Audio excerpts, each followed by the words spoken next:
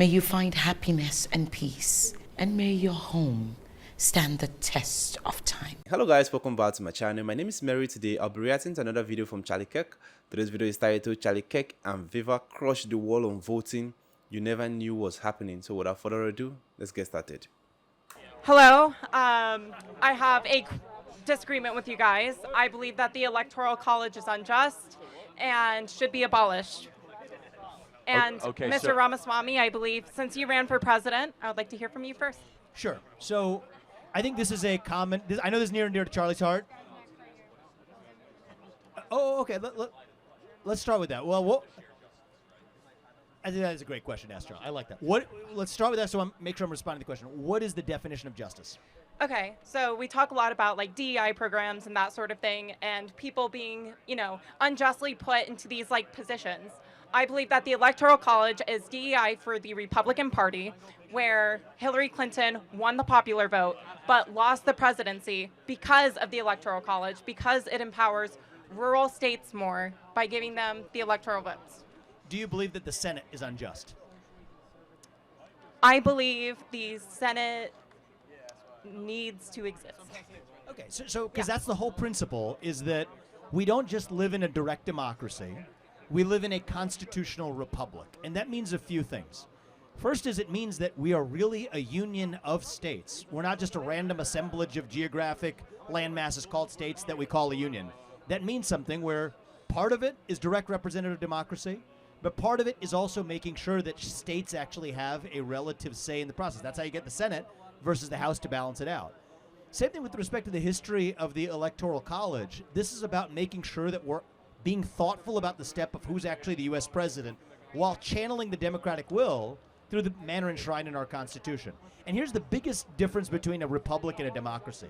This is relevant to a lot of young people. Is in a constitutional republic, it's not just about what you get. Right? In a democracy, you get a vote. You think about what does it mean to be a citizen, about what you get.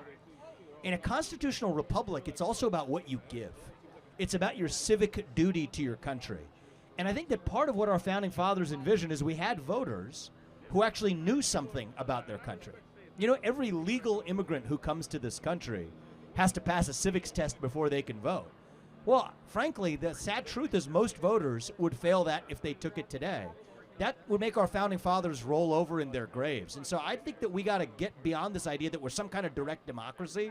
We're actually a republic where people have responsibilities and states actually have some level of distributed say to make sure that two cities in New York and California don't govern who actually leads the entire United States of America. and I will push back. Look at the current battleground states. The blackest state in the country is getting a lot of attention because of the Electoral College, Georgia. One of the most black states in the country, North Carolina, is getting a lot of attention. Atlanta is one of the biggest metro areas in the country. It would get attention whether or not they had the 16 Electoral College votes. But the Republican Party has a cushion. They have states like Wyoming that nobody lives in. Let's be it's consistent. 3 okay. electoral votes. First of all, 700,000 Americans live there, so let's not talk down to our fellow citizens. Okay, but why does their vote, right? Why does their vote go farther than mine, who's from Texas? Hold on a second. Rhode Island and Hawaii are small, and that helps Democrats, right? Yeah, I think that's bad too. Okay, got it. But it doesn't just help Republicans. What it does is it requires candidates, as Vivek aptly put it, to have a preference on states. We are not a national project first and foremost. We are a collection of sovereign states that come together as a national project. And the founders wanted a decentralized way of doing elections. And I think it's actually a really good thing that this state, which is incredibly diverse, very difficult to be able to win, will determine the entire election. I think Pennsylvania is a great picture of the country, and you guys get a lot of attention because of it. Now you say in Texas, well, in Texas it actually might become a battleground state one day. The thing about the Electoral College is that certain battleground states rise and certain fall. Ohio used to be a battleground state, now Arizona's a battleground state. Georgia never used to be a battleground state, now it is. Florida used to be. And so what the Electoral College does is it forces candidates to go into places outside of the coastal corridor and win over voters of the people that actually make the country work, such as Pennsylvania, Wisconsin, Georgia, and Michigan. It doesn't answer the question, though. why somebody's vote in somewhere like Wyoming, which has 3 votes for 70,000 people, versus Texas's 700,000 versus Texas's 38 for 30 million, that doesn't make any sense. Well, that's to me. actually proportional, though, because No, it's it not. is proportional. Because, okay, then would you get rid of Wyoming as statehood? To be consistent, should Wyoming exist as a state? Absolutely. Well, then, But their vote should be the same as mine. So I got a solution to this, and it's Abolish not the Electoral College. Well, it's not the one that I made. It's the solution that our founding fathers made, which is that if we don't like that, the United States of America, we got a way to change it. Yeah. It's a constitutional amendment. So you agree with me? I don't agree with you because No, I wouldn't of vote course for it. not. But if your view is that this is anti-democratic, I love my there's country. a way to I change agree. it. Where if 3/4 of people in this country wanted to change it, that would change in an instant. And so there's a mechanism to go through it. So just like the gentleman earlier who was founding a movement, there could be a movement that says we want a constitutional amendment to There is abolish the one. Electoral College, but they haven't managed to convince enough people in this country that it's worth it. And the reason why is there was actually a justification for it. Turns out that most people, when they think about it, actually do land where Charlie and I do on a popular vote basis across the country. That wouldn't be a weighted vote, by the way. So you're talking about actually overturning it through the constitutional amendment, then Wyoming doesn't actually get more votes. You're talking about just 3/4 of the overall states and 3/4 of the vote in Congress, which is proportional representation. So there's a way to fix it that our founding fathers, these guys were geniuses. They had built that into the system. I agree. I love my country. I'm a patriot. And if you convince your citizens, then maybe that will be true 50 years but from we now. don't But it's never believe happened. that majoritarian ways of doing elections is the best way.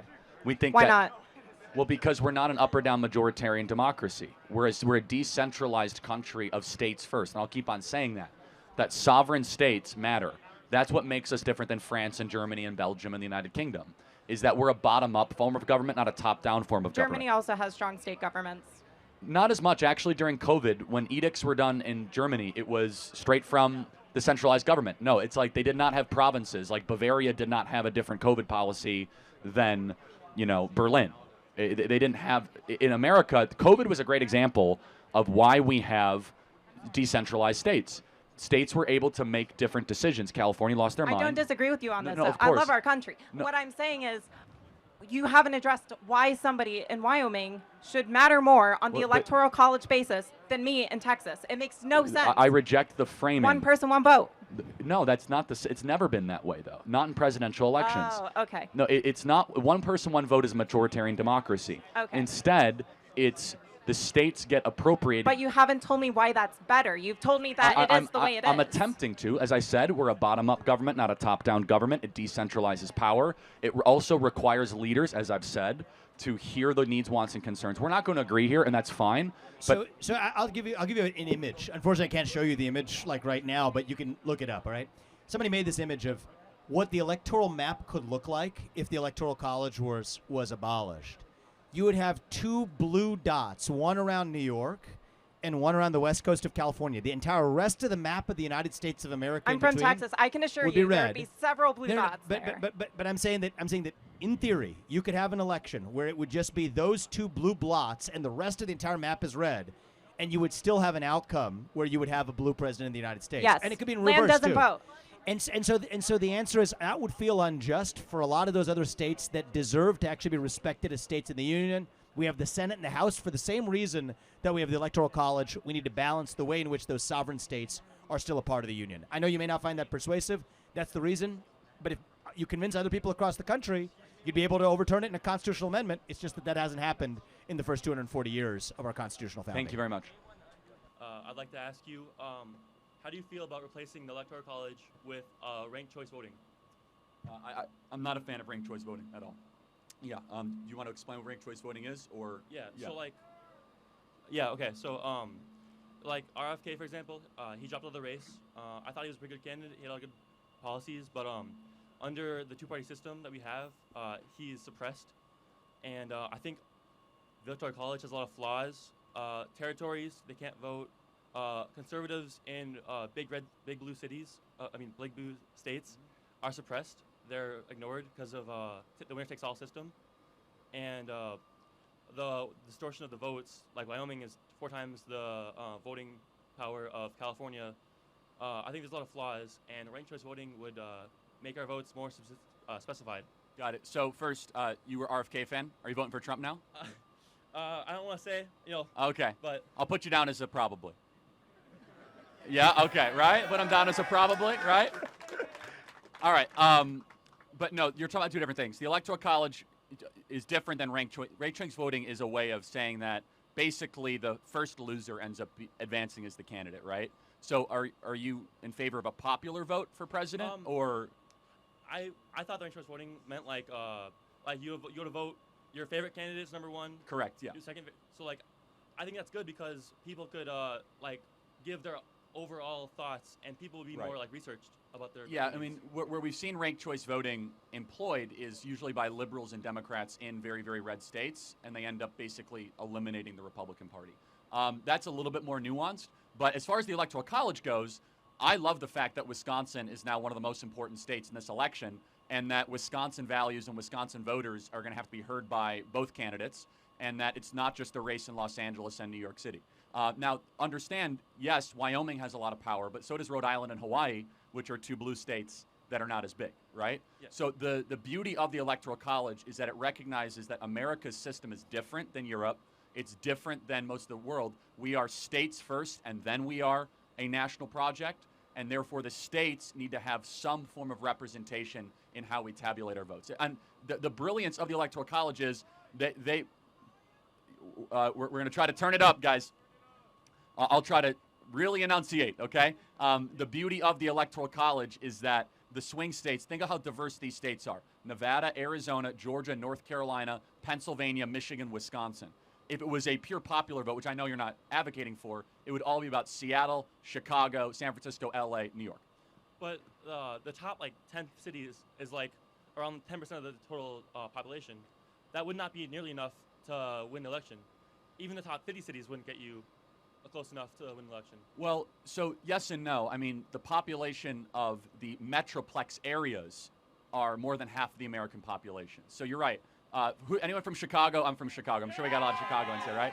So we all know the difference between Chicago and Chicagoland, right? So Chicagoland is nearly, I think, 7 or 8 million people, where Chicago's 3 million people. But I think you can agree, at least we can agree, the beauty of the Electoral College, and it does have some flaws. The beauty, though, is that it requires candidates to have to go to many different parts of the country and to earn support, not just go to the coastal cities. And the way it works in a lot of European elections, in the United Kingdom or in French elections, the United Kingdom not is a good example because they have a parliamentary system, but like France, they just run up the score in Paris and they say, forget it, to the rules. I think it's a good thing that Wisconsin farmers have a say in this election. It gives Wisconsin a seat at the table. So thank you, man. Appreciate it. Thank you. Absolutely. Thank you.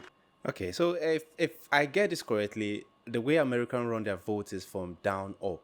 When you have lower population, you have more voting rights or more voting power. When you have high population, you have lower voting power. I think it's fair because now you're giving those states with lower population a fighting chance.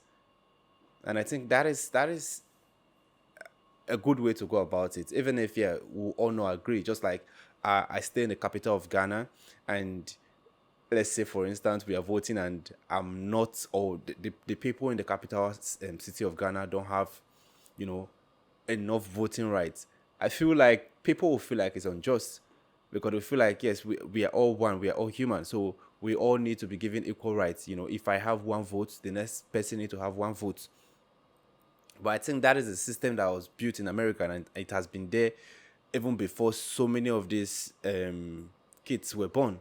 So it's a system that has been working, and I think Charlie said it. He said, if you feel it's not working, it was brought there by someone. So we can also kick against it. We can talk about it and, abolish it. That is why it's there. There's nothing in this world that is permanent. Everything is prone to change. It depends on how we, how we decide to do it. Whatever law governing our state was placed there by man, and it can always be changed. So that is what Charlie is saying. But if the law have been working for years, then I think the law is fair. It gives equal rights to everyone. It shows that their votes still count. Whatever they are, they can still make a difference. It reduces excessive migration because that, yes, this place I am, the country recognize me. even if we are not plenty in number, but they recognize my vote. This is a beautiful one. Let me know what you think in the comment section. It is the first time visiting the channel. Click on the subscribe button. Thanks for watching and remember bless.